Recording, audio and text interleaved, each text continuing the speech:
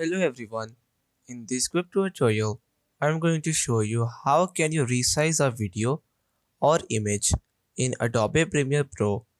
So first of all, as you can see, I just made a brand new project with a free landscape video.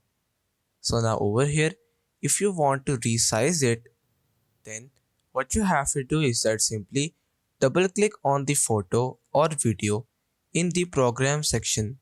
Then these horizontal lines will appear right in front of you. From over here, you very simply have to drag them just like you want to do. If you will drag them vertically, it will decrease its size. If you will drag it horizontally, it will increase it. From over here, you can very easily change it as much as you want. Another method to do this is that simply go to the effects control after clicking on your video. Then simply change its position on the horizontal section and also on the vertical section.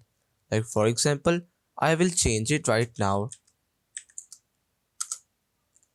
Now over here, as you can see, by doing this I can very easily change the scale or the position of a video or an image. You can drag the scale if you want to resize your image or videos. So that's pretty much all for today's video. Consider subscribing to our channel for more informative videos in the future. Until then, stay safe.